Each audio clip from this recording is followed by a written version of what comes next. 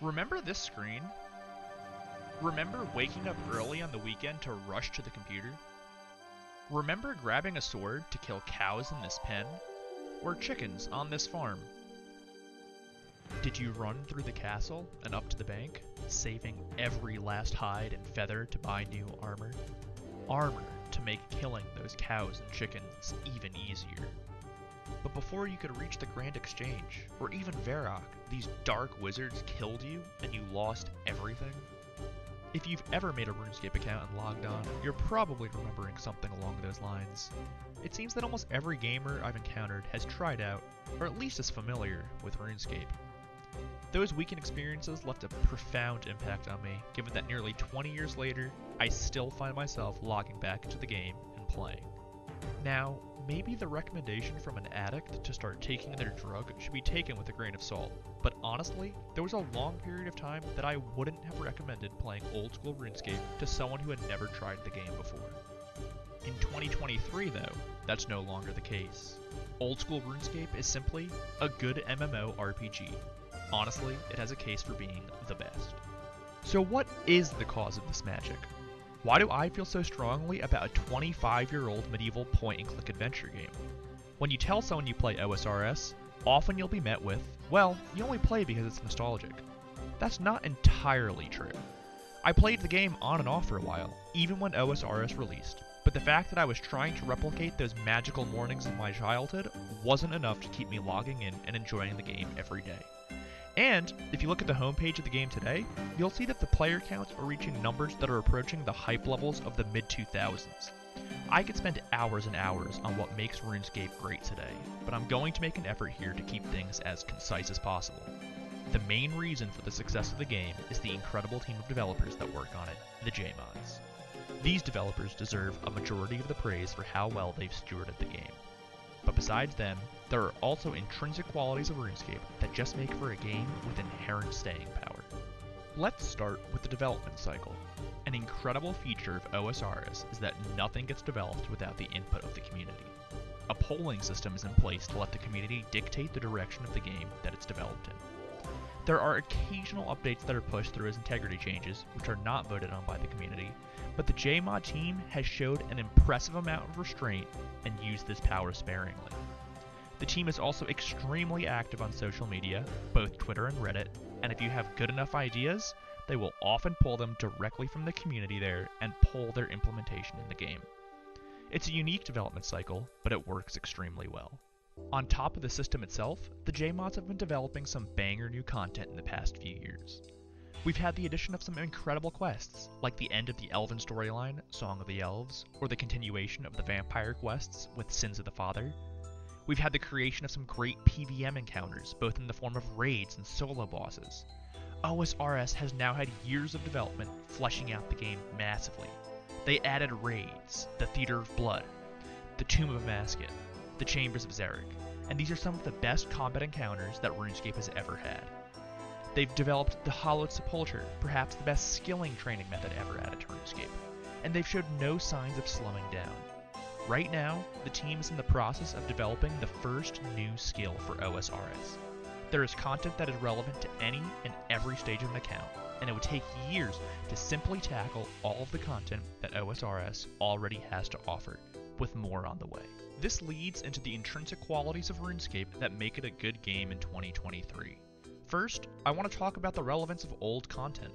If you've played OSRS right around launch and got the best gear available, for example, the Bandos chestplate, and then stopped playing, you could log back in today and that gear would still be really good.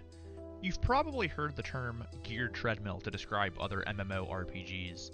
You see it in games like World of Warcraft or Destiny, where in order to continue interacting with high-level content, you need to constantly be playing the game to increase the eye level of your equipment.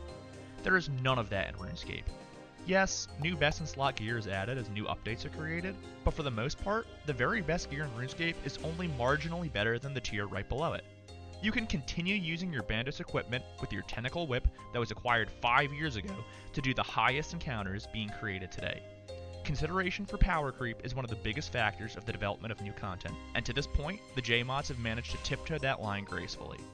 Why is this so important? because it gives a certain sense of weight to achieving and acquiring new gear or skills as you progress your account. OSRS embraces the opposite of FOMO tactics that have become popular in game development today. You can play at your own pace, because the gear and skills you acquire will still be very much relevant years down the line. I won't speak too much on the type of game modes that you can play in this video, but if you play Iron Man, old forms of content also become relevant again. Random minigames like temple trekking or pest control are still relevant to content in 2023. Scaling methods such as catching imps in Puro Puro to do medium clues become important as well. The game modes can completely change how you play the game. And really, that's what makes it so special.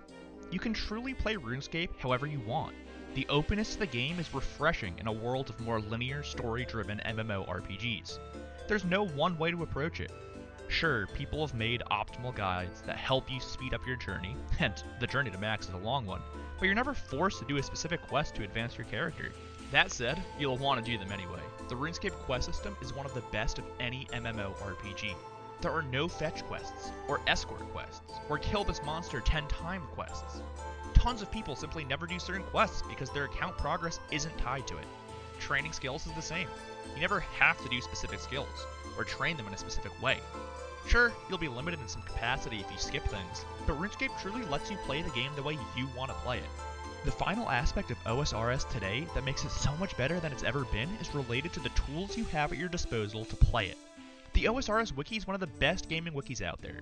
The team does an incredible job keeping it updated, and the page itself is one of the cleanest and best functioning gaming wikis out there. But, most importantly, is RuneLite, the open source launcher that gives you access to a huge array of plugins created by the community to aid your OSRS adventure. Honestly, I don't know if I could ever go back to playing without RuneLite. At the end of the day, RuneScape is a 20-year-old game, and with that comes some clunkiness to the UI and some game mechanics. RuneLite is the game's saving grace, as it smooths out a lot of those bumps.